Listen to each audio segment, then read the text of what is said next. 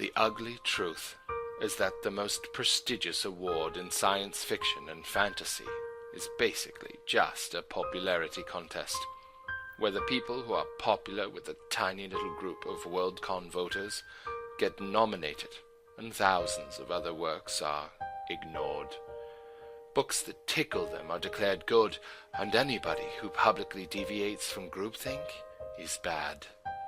Over time, this lame-ass award process has become increasingly snooty and pretentious. And you can usually guess who all of the finalists are going to be that year before any of the books have actually come out or been read by anyone, entirely by how popular the author is with this tiny group. This is a leading cause of puppy-related sadness.